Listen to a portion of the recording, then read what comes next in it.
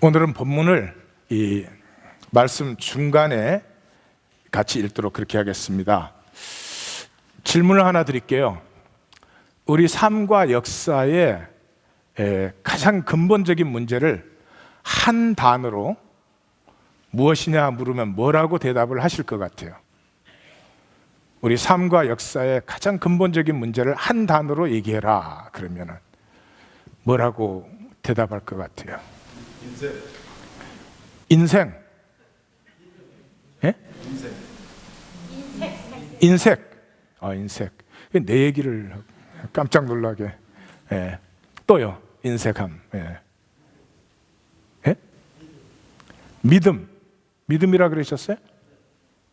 믿음이 문제군요. 믿음이 없는 게 문제다. 그런 뜻인가요? 오해. 오해? 오해. 형과 나 사이는 오해하는 사이야.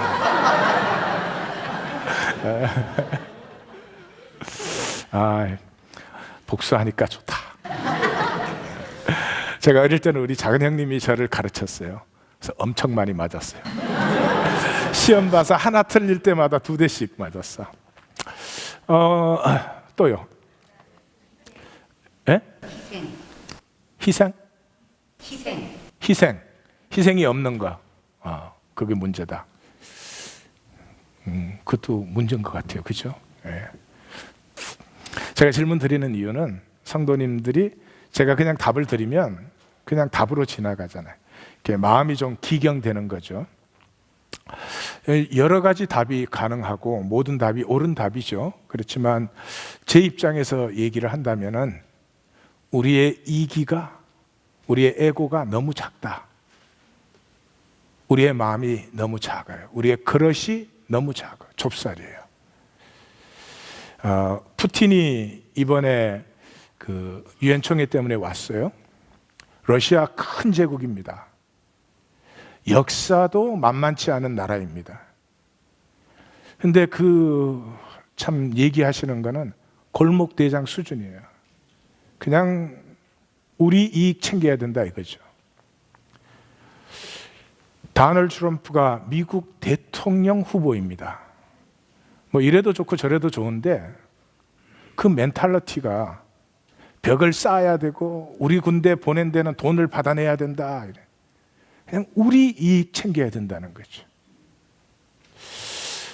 이 나라 그렇게 일어서지 않았습니다. 세계의 빛이 되고 세계 자유의 보장이 되자 그렇게 세워진 나라인데 이 나라까지도 우리 이익 먼저 챙기자 이러면 세상이 별로 살만 나는 데가 안 되죠. 작아요. 부부 사이도 마찬가지죠. 좀 마음이 넉넉하고 커서 상대방이 잘못하고 실수하고 좀 받아주면 자기도 좋고 서로 좋잖아요. 무슨 뭐 잘못되면 안 되는 것처럼 잘못은 관두고 조금 귀찮은 것도 이렇게 견디지를 못하죠. 왜 우리 이렇게 작을까? 우리의 가슴은 우주를 품을 수 있는 가슴을 하나님이 창조하셨는데 왜 이렇게 작을까? 그런 생각이 들어요. 오늘 레위기 25장은 희년이죠. 희년에 대해서 가르쳐 주시는 장인데 이것이 성경의 중심이죠. 그래서 먼저 구약과 신약이 뭔지 간단하게 보겠습니다. 하나님의 역사가 출애굽으로 시작됐죠. 출애굽은 애굽이라는 제국 속에 살고 있는 백성을 희년 백성으로 애국과는 전혀 다른 삶의 방식, 삶을 살아가는 그런 백성을 세우시려고 출애굽을 시켰습니다. 그런데 약속의 땅에 하나님이 인도하셨는데 약속대로 거기서 한 것은 애굽 흉내내는 것이었습니다. 애굽 흉내낸 것이었습니다. 그래서 그 나라를 피할 수밖에 없다. 예레미야와 에스겔 선지자를 불러셔가지고 내가 너희와 새롭게 시작해야 된다. 새 언약을 맺는데 그것은 너희 육신은 작아요. 좁쌀 같아요. 남을 눈꼽만큼도 허용을 못해요. 영은 하나님의 온 세계를 품고도 남아요. 내가 내 영을 너희의 육신에 부어서 삶이 얼마나 광대해질 수 있는지, 삶이 얼마나 생명의 아름다움을 마음껏 피워낼 수 있는지 너희로 다시 한번 피어나게 하겠다. 그리고 포로로 갔다가 돌아와서 귀환기에 이전 일을 기억하지 말라, 옛적 일을 생각하지 말라. 내가 나의 새 일을 시작하는데 그것이 무엇이에요? 이사야서 61장에 나오는 것처럼 너희에게 희년을 선포한다. 희년은 함부로 선포하는 게 아니고 하나님의 영이 임했을 때 우리 모두는 자유하다. 가난한 자, 슬픈 자들이 위로를 받을 것이며 삶의 새 힘을 얻을 것이며 우리 단절되었던 우리가 함께 살아가는 하나님 안에 한 가족 한 몸 된 역사가 시작된다. 이사야 선지 얼마나 아름답게 표현을 합니까? 신약이 역시 희년이죠. 그게 성경의 중심이니까. 예수님이 자기 사역을 어떻게 시작하셨어요? 희년을 선포했죠. 그러니까 하나님의 영이 내게 임하셨기 때문에 내가 희년을 선포한다. 그래서 하나님의 영이 임했기 때문에 영의 일, 영의 사역이 출발되어졌죠. 사도행전에서 무엇이 일어났어요? 예수님이 오셔서 뭐 하셨습니까? 많이 가르쳤습니까? 조직 만드셨습니까? 자기 종교 세우셨습니까? 아니에요. 제자들과 생명이 어떻게 통하는지 3년 같이 사신 거예요. 제자들 속에 그게 있었어요. 뭔지 몰랐죠. 오순절이 다가올 때 제자들은 기다렸을 것입니다. 그때 이 영의 사역이 싹 다 나왔습니다. 역사의 처음으로. 함께 살아가는 것이 경쟁하고 싸우고 대립하는 것보다 훨씬 복되고 풍성한 것이며, 계시록은 이것의 승리를 우리에게 보여주고 있어요. 역사 끝에 어느 것이 승리할 것 같아요? 죽어도 내 것 지켜야 돼. 그것과 우리 가슴이 통하고 삶이 통하고 약하고 부족하면 함께 세워주는 무엇이 승리할 것 같아요? 이 세상 속에서 전자가 승리하는 것처럼 보이죠. 승리 못해요. 왜냐 그러면 그렇게 해도 행복하지 않으니까. 행복하지 않은 삶은 승리하지 않아요. 억지로 이긴 척하지만 마음은 괴롭다고요. 생명이 하나님의 생명이기 때문에 그래요. 자, 오늘 본문 중에 하나를 읽습니다. 2절을 읽겠습니다. 다 같이 읽습니다. 이스라엘 자손에게 말하여 이르라. 너희는 내가 너희에게 주는 땅에 들어간 후에 그 땅으로 여호와 앞에 안식하게 하라. 25장의 시작 부분이에요. 예. 우리는 언제 쉬어요? 일하고 피곤할 때 쉬어요. 성경은 아니에요. 쉬고 난 다음에 일을 해요. 왜 쉬고 난 다음에 일을 해요? 내가 너희에게 주는 땅, 선물이에요. 우리의 삶은 선물이에요. 하나님이 주신 선물은 받아서 먼저 누리면요, 누린 다음에 거기에서부터 창조성이 피어나고 잠재력이 피어나고 이렇게 능동적이 되기 시작하고 그런 거죠. 우리는 일 먼저 해요. 일하다가 지쳐서 쉰다니까 병들어서 쉬고, 그건 쉬는 게 아니지 사실은. 그 다음에 10절을 또 읽습니다.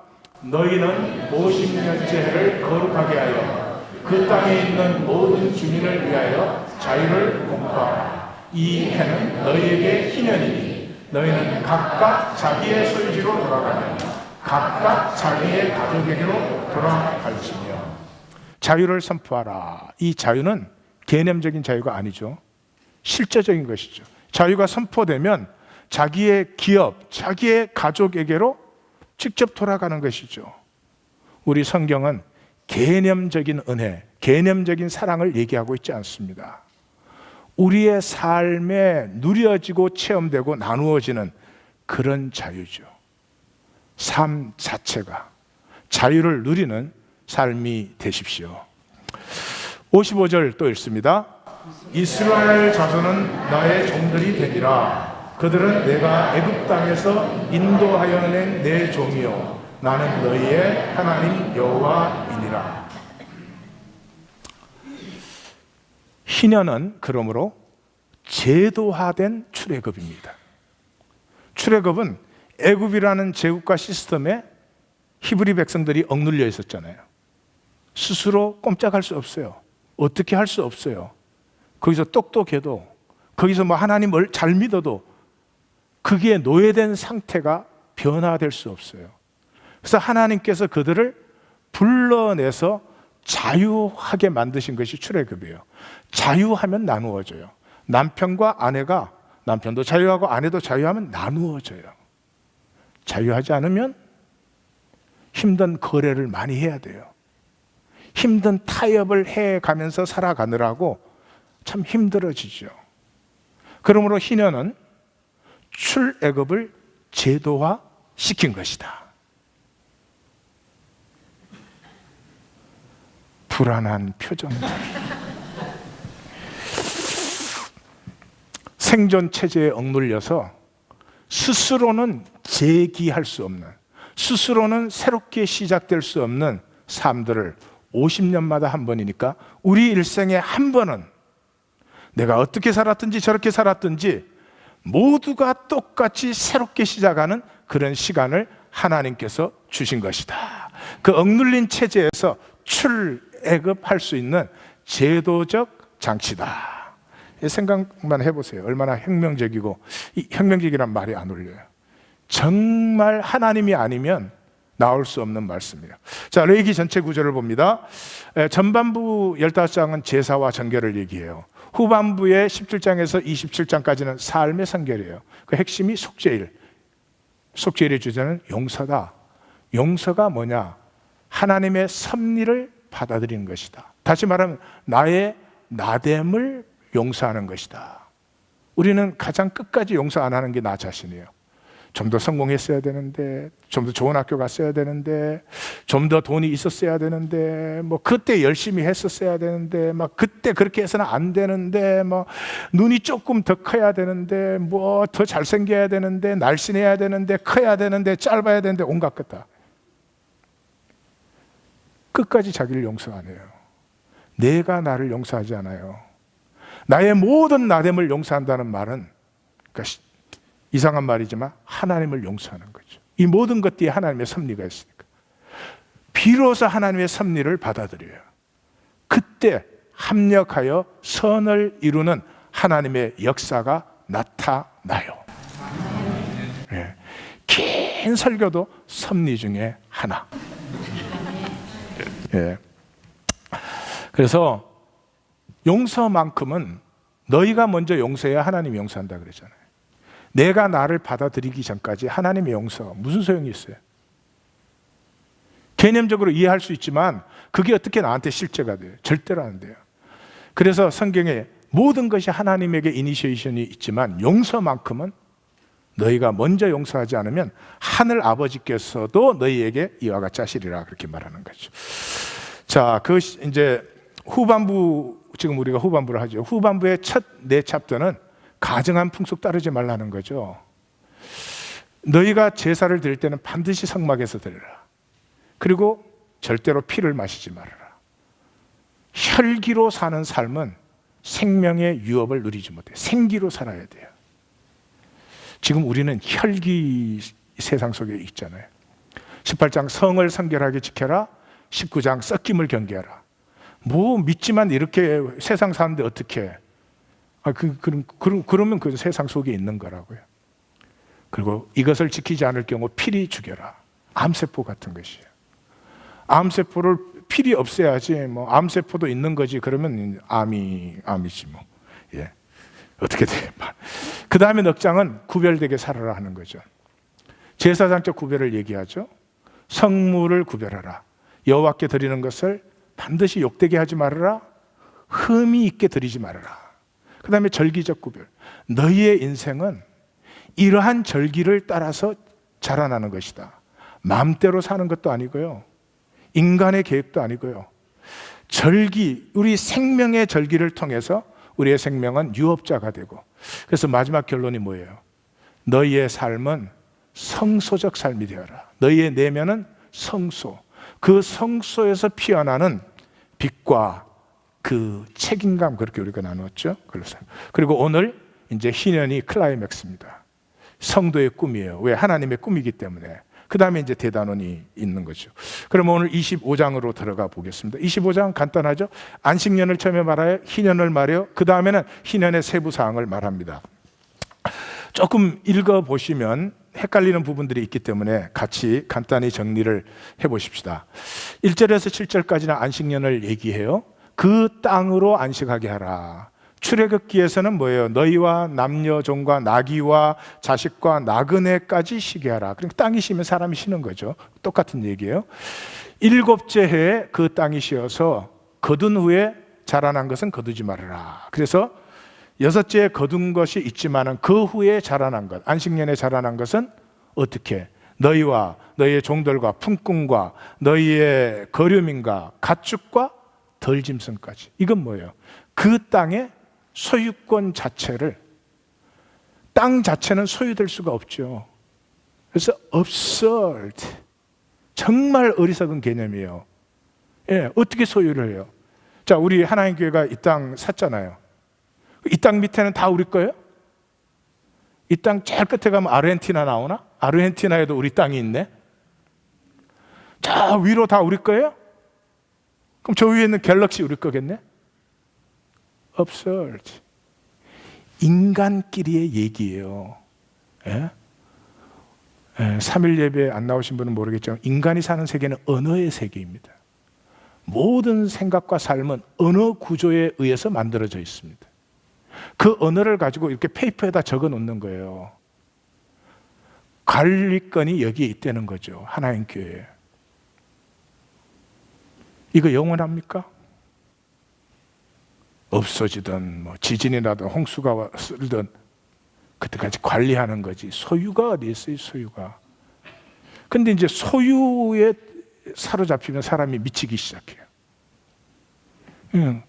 남편 아내 관계도 그런 거 아니겠어요? 아내를 아내로 즐기면 되는데 내 소유가 된, 내 생각대로 돼야 된다. 또 역설은 생각대로 되면 그때부터 재미가 없잖아. 이런 웃기는 거죠. 그래서 7년마다 어떻게 해요? 내가 선물로, 내가 너에게 준 땅에 들어가면 선물이잖아요. 선물은 누릴 줄 알면 되는 거지. 그거를 뭐 소유라고 붙들고 있으면은 무슨 재미가 있나요? 8절에서 12절은 이제 희년을 얘기하죠. 49년이 지난 후 속죄일. 성경 읽으면 여기 조금 헷갈리지만 지난 후 속죄일에 전국에서 쇼파, 그 뿔라파를 크게 불어서 50년째다. 그 땅의 모든 주민에게 자유를 공포하라. 말만 들어도 좀 멋있지 않아요? 자유를 공포하라. 표정은 그래도 멋있는 줄로 믿습니다. 옆에 분에게 자유를 공포합니다 한번 할까요? 네. 그러면 각각 자기의 소유지, 자기 가족의 개념적 자유가 아니에요. 실제적인 것이죠. 그 희년에 파종하며 거두지 말라, 농사를 짓지 말라. 그리고 그 희년 너에게 거룩한 시간이다. 거룩한 시간은 내가 중심이었던 삶. 6년 동안 우리가 일하면 우리가 하나님 아무리 잘 믿어도요, 삶은 에고로 살아가요. 에고로 살게 돼 있어요. 근데 에고의 문제는, 이 거짓 자아의 문제는 살면 살수록 속도가 빨라져요. 점점 빨라지고 있어요. 지금 우리 삶을 저희 할아버지, 제 할아버지나 할머니가 보면 미친 줄 알 거예요. 그렇다고 뭘 더 먹는 것도 아니고 뭘 더 입는 것도 아니고 그 돈 많이 들어가고 명품이라고 사오는 걸 보면 저게 미쳐도 저런 거 안 입을 것 같은데 그런 걸 막 사들이면서 빨리 돌아갈수록 정신이 없어져요. 지금 인류는 거의 미친 단계예요. 정말이에요. 제정신이 아니에요. 자기도 자기가 누군지를 몰라요. 자기를 못 누리니 세상에 뭐를 누리겠어요? 왜 그래요? 희년 안 지켰어요. 돌아갈수록 가속도를 붙여요.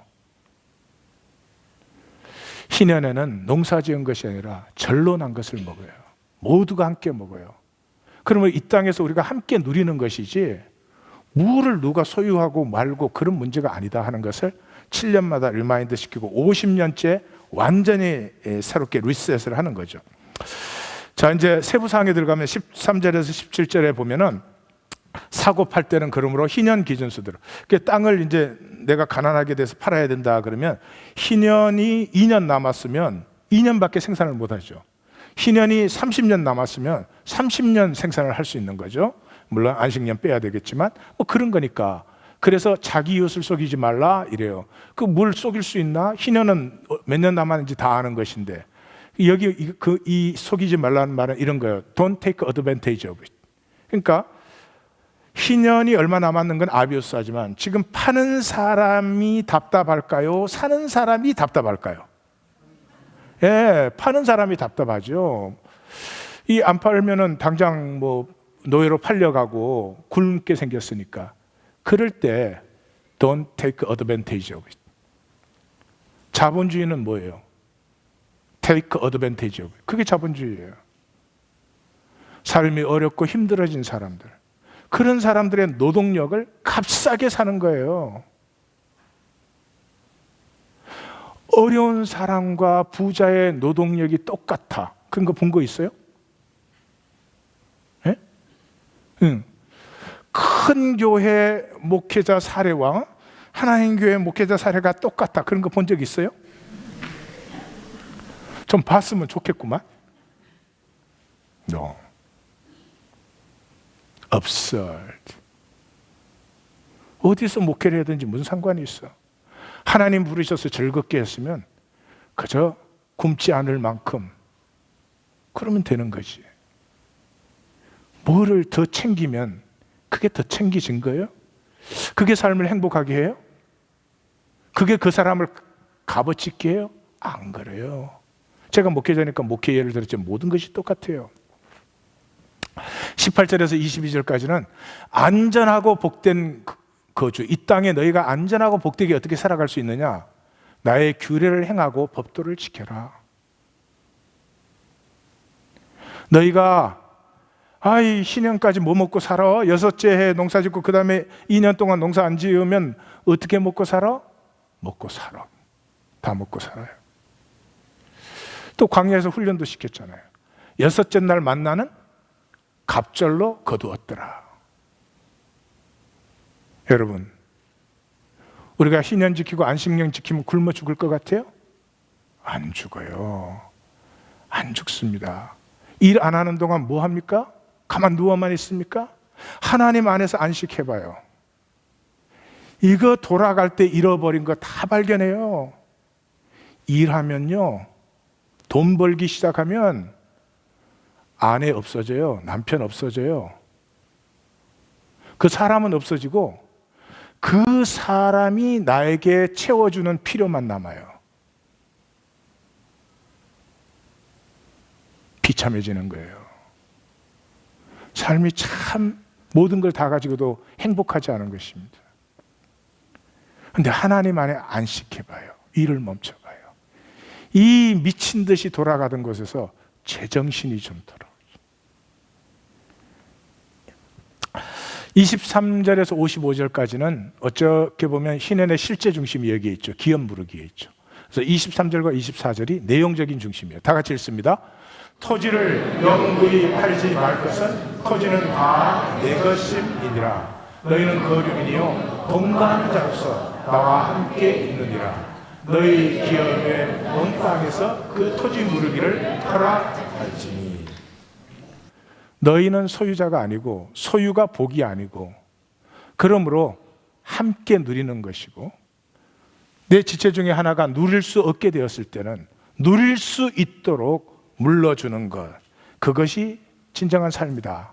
근데 그것은 어디에? 너희의 아이덴티티가 뭐냐? 이 세상의 나그네라는 거지. 거류민이여 동거하는 자. 우리는 태어났다가 주님 앞에 돌아갈 때까지 이 세상을 지나가는 것입니다.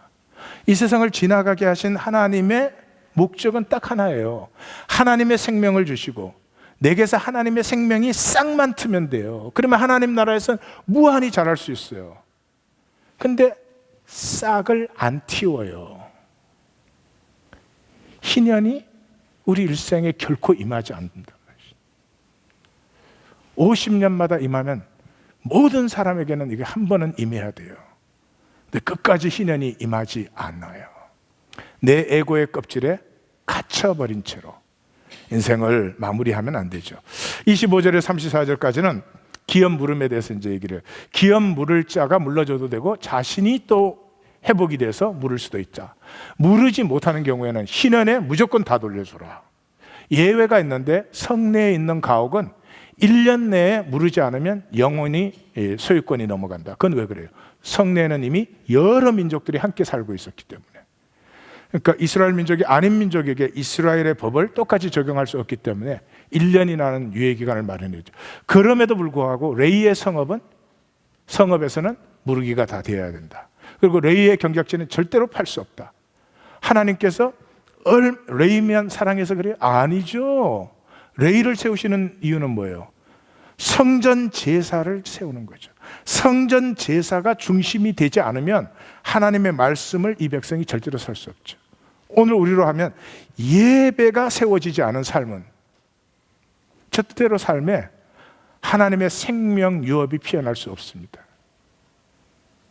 예배라는 걸 이렇게 사정되면 드릴 수도 있고 사정 안 되면 안 드릴 수도 있고, 우리 기독교는 다 그러잖아요. 예배라는 거 내 사정과 행편에 맞춰서 가급적 드리면 좋은데, 제가 예수님 믿고 교회 안에 들어와서 가장 놀란 것이 이것이었어요. 하나님을 믿는 사람들이 취미 생활보다 못하더라고요. 나는 우리 이 클럽, 지금은 동아리라고 하죠. 그 친구들끼리 약속한 취미 생활도 그보다는 신실하게 했어요. 근데 하나님에게 예배 드린다고 그래요. 그게 처음에 참 이상했어요. 시간이 지나니까 나에게도 익숙해지더라고요. 그게. 오늘 기독교 시대는 내 여유와 상황에 맞춰서 뭔가 하는 것을 예배라고 생각을 해요. 그것도 중요해요. 그것이 예배를 사모하게 만든다면. 근데 그게 아니라면은 참 위험한 것입니다. 가짜를 가지고 진짜라고 생각하면 정말 위험한 것이잖아요. 35절에 38절은 형제가 가난하면 그를 반드시 도와서 같이 살아야 된다. 이자를 받지 말아라. 이자라는 말이 네샤크입니다. 네샤크. 뱀에 물리다 하는 단어가 나사크입니다. 나사크에서 나온 단어입니다. 그러니까 이자를 무는 것은 뱀에 물리는 거나 마찬가지예요. 이 자본주의는 이자 받지 않으면 자본주의는 다 무너집니다. 왜 부자는 계속 부자가 되고 가난한 사람은 몸부림을 쳐도 그 자리를 못 벗어나죠? 이자 때문에 그렇습니다. 이자 때문에. 없는 사람은 집 한 채 사봐요. 한 가족이 함께 살고 삶을 가꾸어 나갈 집은 필요하잖아요. 렌트로 나가는 게 아까워서 집 한 채 사봐요. 이자가 몇 배가 나가죠. 참 재밌는 세상이에요. 그 이자 내가 만약에 10만 불 빌렸으면 그 1년에 무슨 한 2, 3천 불? 그 이해가 가지. 얼마 내나요 요즘 뱅크도? 예. 나사크. 그것이 합법적인 제도 속에 우리가 살아요. 어떻게 서로 사랑하겠어요? 어떻게 서로 나누겠어요? 우리의 마음에 없는 게 아니잖아요. 그리고 마지막에서는 형제가 내게 팔리면 절대 종으로 부리지 말아라. 함께 동거하고 희년에는 꼭 돌려보내라. 왜? 그들은 나의 종이다. 너희가 종으로 부려서는 안 된다. 엄하게 다루어도 안 된다.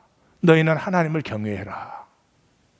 종이 필요하면 이방인 중에서 쓰지만 동족은 절대로 엄하게 다루어서는 안 된다. 형제가 이방인에게 팔리면 너희가 반드시 속량해 주어라. 너희 친족 중에 가장 가까운 자 고엘이 하고 안 되면 다음, 안 되면 다음. 그러거나 자신이 회복이 되어서 속량을 하면 반드시 속량을 하고, 이방인이 종으로 데리고 있을 때도 너희가 살펴서 절대로 음하게 못 부리게 해라. 하나님의 마음 느껴지세요? 내 백성을 지키시려는 하나님의 마음이 느껴지세요? 이게 아버지가 아들 몇 명 있는데 그게 다 하는 말 같아요. 너희끼리는 어떤 일이 있어도 도와가며 살아야 된다. 너희끼리는 어떤 일이 있어도 차별해서는 안 된다.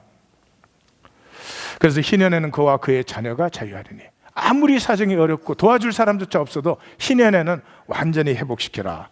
55절 다 같이 읽습니다. 이스라엘 자손은 나의 종들이 되리라. 그들은 내가 애굽 땅에서 인도하여 낸 내 종이요 나는 너희의 하나님 여호와이니라. 아까 희년은 뭐라고요? 희년은 제도화된 출애굽이다 그랬어요. 자, 관찰을 하겠습니다. 표정들이 뭐 다 알았어, 관찰 안 해도 돼, 그런 표정들이지만, 자, 첫째는 이웃, 형제, 동족, 가족이라는 단어가 계속 나오죠. 16회 나옵니다. 물러주어라, 속량해라가 8번 나옵니다.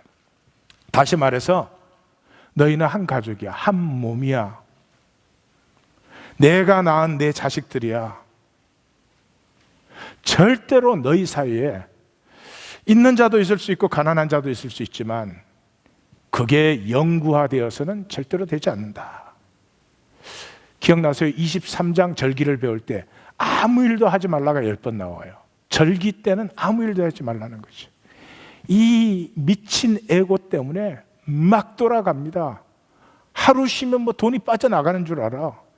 하루 쉬어도 빠져나갈 돈도 없으면서 막 돌아가지고 정신이 없는데, 하나님 앞에 안식할 때, 하나님 앞에 내 자신으로 돌아올 때 비로소 허무한 것이 아니고요, 영원한 것을 택할 줄 알게 돼요. 그 영원한 것 중에 가장 소중한 것이 뭐예요? 우리가 함께 살고 하나 되는 것 아니에요. 여러분, 우리가 죽을 때 뭘 원하세요? 와, 나 혼자 잘 먹고 잘 살았다, 행복하다, 그럴 것 같아요? 아니에요. 내 죽음을 슬퍼해 줄 수많은 친구들, 삶을 나누었기 때문에, 뭐 되게 위대하게 나누라는 거 아니죠. 진심을 나누라는 거예요. 진심을. 이 에고가 돌아가는 데는 제스처밖에 없잖아요. 척. 그 평생 해 뭐해요? 척 했으니까 아무것도 아니지. 10,000번 척할 때 한 번만 진심으로 하라고. 그건 영원하잖아요. 하나님의 안식은 우리의 생명을 회복시키는 거죠. 그 다음에 나는 너희 하나님 여호와다의 위치를 잘 보세요. 내가 서로 속이지 말라 그럴 때, 가난하면 반드시 도와야 된다, 함께 살아야 되고 이자 받으면 안 된다 그럴 때, 몸이 팔린 형제와 동거하되 종으로 부리지 말아라, 엄하게 부리지 말아라 할 때, 이방인에게 팔린 경우에는 반드시 너희가 속량해라 이럴 때마다 끝에 뭐를 붙여요? 나는 너희 하나님 여호와니라. 이게 뭐예요? 그게 하나님의 가슴이죠. 하나님, 너희가 그렇게 살 때까지 하나님 십자가를 지고 있는 거죠. 그 다음에 조금 어려운 말인데요, 예전화시킨 법이에요. Sacramentalized law. 법이죠. 법으로 주셨어요. 법으로 주셨는데 지키면 다행이고 안 지키면 뭐 벌금 매기고 형무소 보내고, 이런 법이 아니에요. 이 법을 예전화시켰어요. 이 법을 중심으로 성도들이, 이스라엘 백성들이 모이는 것이죠. 그리고 하나님 앞에 각각 자기가 나아갑니다. 그 나아감 속에서 내 생명의 진실을 발견하죠. 내가 이 땅에 살면서 가장 원하는 것은 나의 생명이 더 많이 풍성하게 나누어져서 나와 하나 된 삶의 자리들이 풍성해지는 것을 원하는 것이지, 세상 거짓이 속이는 대로, 내 에고가 속이는 대로 좁쌀만한 내 것 지키고 있는 것이 아니다 하는 것을 깨달음으로 말미암아 이루어지는, 예배를 통해서 이루어지는 삶, 그것을 예전화. 대표적인 게 주님의 만찬이에요. 이런 종교의식 주님은 하신 적이 없죠. 제자들도 한 적이 없어요. 사도공동체도 한 적이 없어요. 예수님 부활하시고 사도공동체 어떻게 모였어요? 같이 모여서 음식을 먹었죠. 음식을 먹으러 모이는데 각각의 순전함으로 나왔죠. 거기에서 기도도 나오고 예언도 나오고 방언도 나오고 삶도 나누어지고 그랬을 뿐이죠. 이렇게 종교의식화 시켜놓으면 뭐가 나옵니까? 이 예배 끝나고 친교실에 가서 뭐가 나옵니까? 또 하나의 종교적 첩. 왜 뭐가 나옵니까? 옛날 우리 다 요즘은 이제 식사할 시간 없어요. 이게 점점 빨라져서 가족이 식사할 시간 없어요. 제가 어릴 때만 해도 식사 시간이 있었어요. 식사 시간에 항상 가족이 함께 모였죠. 가난해서 먹을 게 없어도 같이 모였죠. 그 식사 시간에 가족들이 두런두런 나누잖아요. 예. 기억나요, 저는. 오늘 친구한테 이런 얘기 했는데요. 할 때 몰랐는데 참 제가 얘기를 잘못한 것 같아요. 왜 그렇게 마음 아픈 얘기를 했을까요? 그 속에서 삶이 열리죠. 삶이 재정립되죠. 뭐를 아르티셜하게 인위적으로 만든 것이 아니고 그냥 우리 자신으로 돌아오는 시간이기 때문에. 예. 그런 시간을 이렇게 또 형식적인 시간으로 우리가 만들어놨죠. 중심은 이것이도 토지는 다 내 것이다. 소유는 복이 아니에요. 그래서 하나님이 소유하시는 거예요. 진정한 소유자는 십자가를 지는 것입니다. 모두가 누릴 수 있도록. 인간은 소유자가 될 수가 없어요, 사실은. 그래서 이렇게 너희는 그냥 누리면 된다. 내가 선물로 너에게 준 것 아니니 누리면 된다는 거죠.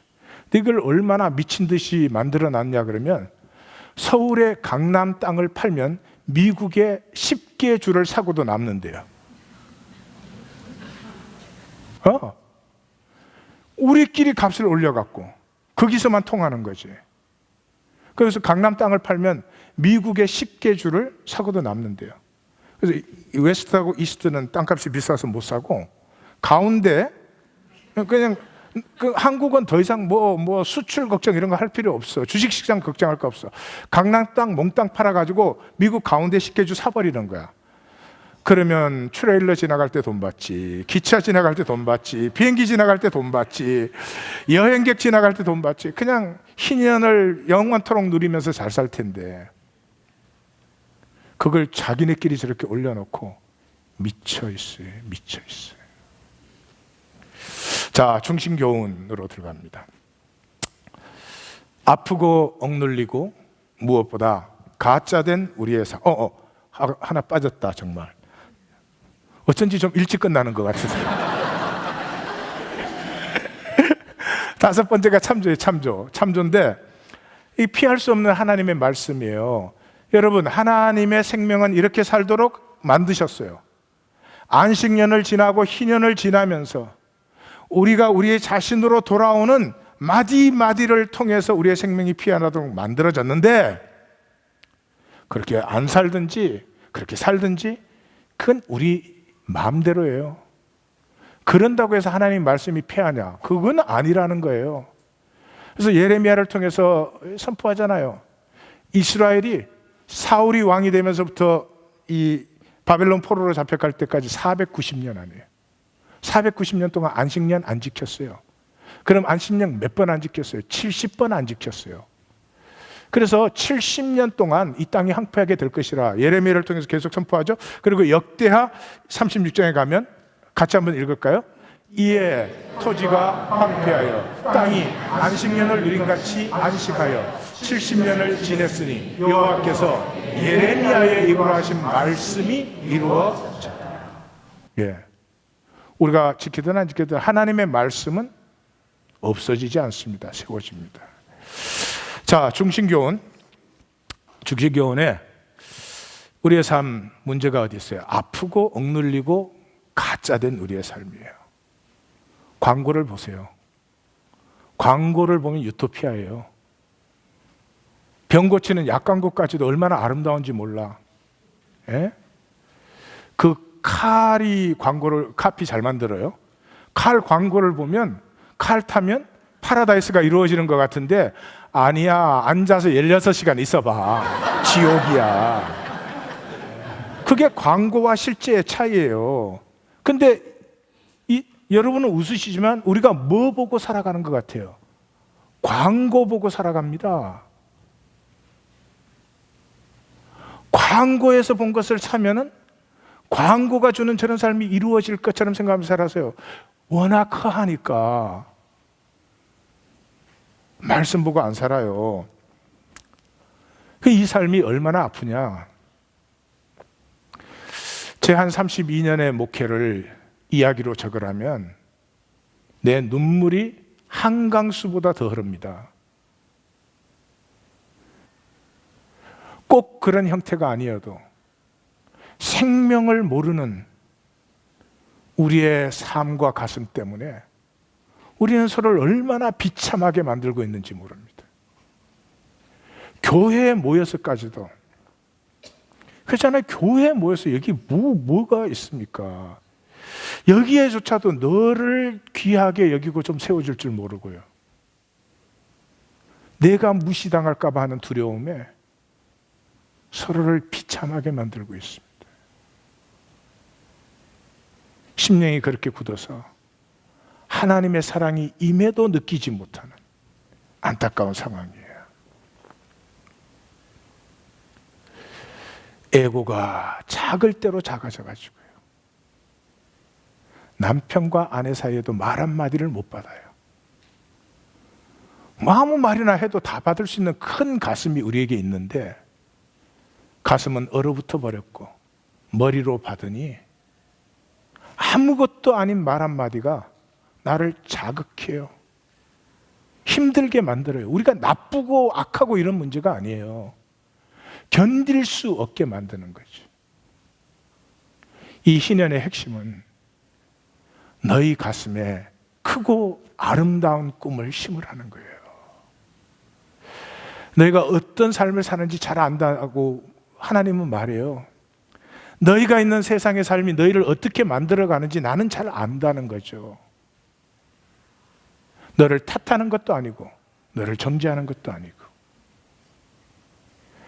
어디서부터 회복돼야 돼요? 가슴에서부터 회복돼야 돼요. 이 가슴에, 우리의 가슴은 무한 커요. 이 하나님 안에 온 지구의 백성이 하나 되는 이 조그마한 행성에서 뭐 그렇게 굶어 죽는 사람이 많아요? 뭐 그렇게 약을 못 써서 죽는 사람이 많아야 돼요? 뭐 그렇게 미사일까지 쏘아대면서 싸워야 돼요? 이 정신이 온전하고는 이룰 수 있는 일입니까? 이 모든 일의 출발은 하나님의 가슴, 하나님 안에 있는 꿈을 우리도 품기 시작하면서부터 하나님의 새 일이 우리 가운데 펼쳐지는 것입니다. 얼마나 좋습니까? 모두가 인생에 한 번쯤은 자기를 피워볼 수 있는 기회가 와야 됩니다. 50년마다 희년이면 우리 중에 대부분은 생애 한 번쯤은 전부가 새롭게 된 자리에서 나는 부모 잘못 만나서 공부도 제대로 못하고 어찌고 저찌고 했지만 나는 뭐 좋은 부모 만나서 조건 좋은데도 내가 뭐 엉터리로 살아갖고 이렇게 되었지만 뭐가 조건이 됐든지 이제까지 살아온 삶에 아픔과 안타까움을 품고 모두가 동등한 입장에서 다시 한번 게임을 시작하는 On your game. 잘 돼도 괜찮고 못 돼도 괜찮고 내가 한번 해볼 수 있었다. 그것이죠. 그 이상 무엇이 필요합니까? 꼭 남보다 이겨야 됩니까? 꼭 남보다 잘 돼야만 됩니까? 그건 병이 많이 든 것입니다. 예. 내가 한번 이기면 너도 한번 이기고 그 다음 내가 이기고 또 이기고 또 이기고 또 이기고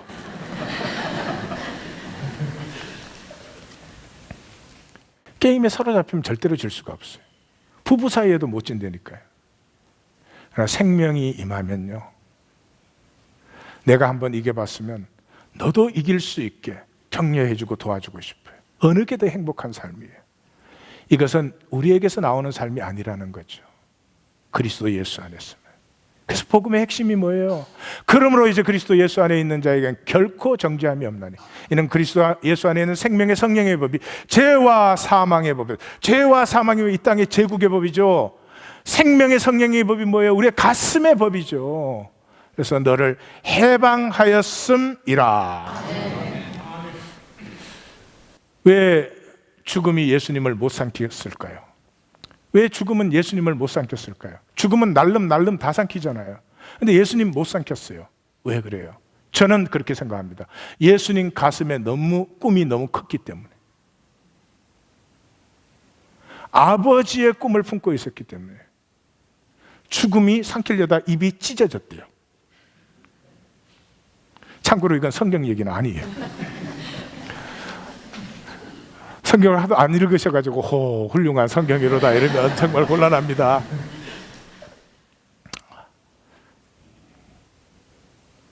큰 가슴 교만할까요? 겸비하죠. 이웃의 부족한 거 뭐 당연한 거 아니겠어요? 그냥 모자라는 거, 약한 거. 큰 마음 애통하죠. 이 아픔의 자리마다 가슴 아프지요. 애통은커녕요 내 욕심에 사로잡혀가지고. 제가 질문 드릴게요. 우리는 이 큰 마음을 좋아할까요? 작은 마음을 좋아할까요? 네, 큰 마음으로 대답하신 분은 생각으로 신앙생활을 하고 있는 분이에요. 네, 작은 마음으로 대답하신 분은 실제를 뭔가 이제 느끼기 시작하시는 거예요. 작은 마음이에요. 큰 마음 나누어 주는 거예요. 지금 큰 마음으로 대답하신 분들 다음 주에 집문서 갖고 와서 사람들에게 나누어 줄 거죠? 예? You are you? No. 집 없어. 그냥 지갑 갖고 와. 지갑. 헤르메스 있다며? 궁정한 성도에게 좀 나누어 주세요. 나누어. 큰 마음이 무슨 마음이에요? 양보하고 손해보고 섬겨주는 마음이에요. 그거 할 때 행복한데 아무나 하는 게 아니에요. 큰 가슴이 열려있는 사람 좀 손해봐요. 인생이 손해볼까요? 인생은 더 유익해요. 작은 사람은 악착같이 이익을 챙기지. 인생은 완전히 손해를 봐. 나도 좀 이제 신세대 되고 싶어서요. 최후의 바람으로. 그래서 지난주에 그랬어요. 큰 이기가 참 사랑. 우린 다 이기적이에요. 우리가 이기적인 척 안 하는 건 진짜 웃기는 얘기고, 우린 다 이기적인데 작은 이기는 내 이익 하나 챙기는 거죠. 큰 이기는 우리 모두의 이익을 챙기는 거죠. 그것이 참 사랑이에요. 그거는 우리에게서 나오는 게 아니고 다시 한번 하나님을 품을 때, 하나님의 가슴을 품을 때, 하나님의 꿈을 품을 때. 언제까지 아멘 안 할까? 자, 그래서 그게 하나님의 영이 임하는 거예요. 하나님의 꿈이 임한다는 말이 하나님의 영과 꿈은 똑같죠. 그래서 구약의 총결론이 뭐예요? 너희에게 내 영이 임할 때, 내 꿈이 임할 때 비로소 너희는 생명이 무엇인지, 생명은 어떻게 사는 것인지, 어려움 속에서 어떻게 행복할 수 있는지, 결핍함 속에서 어떻게 더 사랑이 풍성해지는지 생명의 비밀을 너희는 만나게 될 거야. 제가 그림으로 한번 표현을 해봤어요. 그래서 모든 아픔이나 거짓은 작은 이기로부터 와요. 이기가 작으면 이렇게 진실을 받아들일 수가 없어요. 그래서 이렇게 우리의 생애가 이렇게 흘러가는데 옆에서 미혹의 바람이 불어와요. 저기 날려가는 건 하얗게 표현되어 있잖아요. 속이 빈 것들, 예배 드려, 봉사해. 근데 속에는 하나님의 꿈이 찬 게 아니고 허황한 자기 에고가 차 있는 거 다 날려가. 날려가. 옆에 한번 물어봐. 계속 가시오 날려가시오. 인상들 싸나워지는 거 봐. 무서워. 그 다음에 이제 떨어지잖아요. 떨어지면 이게 시험인데, 심판 때의 시험인데, 작은 건 어둡고 다 떨어져요. 큰 것이 남아요. 우리가 커지는 게 아니에요. 하나님의 가슴을 품은 사람이에요. 제가 그림으로 저렇게 표현을 해봤어요. 희년의 결론은 뭡니까? 인생이 나그네 길이라는 거죠. 그래서 그 최희준 씨가 부른 찬송가 있잖아요. 누가복음 가사로 했는가? 인생은 나그네 길, 어디서 왔다가 어디로, 그런 성경 아니네. 성경 어디서 와서 어디로 간지 분명해요. 나그네 길이에요. 베드로전서 2장 11절 다 같이 읽습니다. 사랑하는 자들아, 어려움인가 나그네 같은 너희를 권하노니 영혼을 거슬려 싸우는 육체의 정력을 제어하라. 기억하십시오. 우린 나그네 길에 있습니다. 현상이라는 세계 속에 잠시 보냈다 잠시 떠납니다. 그 사이에 하나님의 생명 싹을 틔우려고 싹만 트면 돼요. 끝까지 내 껍질 지키고 있어서는 안 됩니다. 이 희년의 꿈을 가슴에 품어요. 이사야 선지자는 포로기에서 돌아온 이 귀한 기의 이사야는 그렇게 합니다. 주의 영이 내게 내리셨으니 희년을 선포하고 싶다. 예수님에게 주의 영이 임하셔서 희년이 선포됐잖아요. 오순절 성도들에게 영이 임했을 때 희년을 선포했잖아요. 우리가 서로에게 희년을 선포할 때까지 우리는 세상이 비할 데 없는 계시를 배우고 있습니다. 그러나 우리의 삶은 생명을 사는 것이 아니죠. 희년의 꿈을 품고 생명이 피어나는 하나인 교회가 될 것입니다. 다 같이 이사야서 61장을 읽음으로 예배를 마감하겠습니다. 예배가 아니지, 설교를 마감하겠습니다. 다 같이 읽습니다. 주 여호와의 영이 내게 내리셨으니 이는 여호와께서 내게 기름을 부으사 가난한 자에게 아름다운 소식을 전하게 하려 하심이라. 나를 보내사 마음이 상한 자를 고치며 포로된 자에게 자유를, 갇힌 자에게 노임을 선포하며 여호와의 은혜의 해, 우리 하나님의 보복의 날을 선포하여 모든 슬픈 자를 위로하게, 그 시온에서 슬퍼하는 자에게 화관을 주어 그 죄를 대신하며 기쁨의 기름으로 그 슬픔을 대신하며 찬송의 옷으로 그 근심을 대신하시고 그들이 의의 나무 곧 여호와께서 심으신 그 영광을 나타낼 자라 일컬음을 받게 하려 하십니다. 사랑하는 성도님들, 겉으로 다 I am fine 그러고 있지만 삶은 슬픕니다. 슬픕니다. 말 못할 안타까움과 아쉬움과 아픔을 우리 다 품고 있습니다. 이것 우리 돈 많으면 해결된다 그러지 않습니다. 출세하면 해결된다 그러지 않습니다. 우리에게 희년이 임할 때 슬픈 자가 위로받는다는 말이 얼마나 많이 반복되었습니까? 희년이 임할 때, 마음의 슬픔이 위로될 때 비로소 생명이 피어나기 시작합니다. 그들이 의의 나무 곧 여호와께서 심으신 그 영광을 나타낼 우리가 되는 것입니다. 우리 하나님 교회가 반드시 희년 공동체가 될 것입니다. 때가 이르렀으니 만군의 여호와의 열심히 이를 이루실 줄로 믿습니다. 기도하십시다.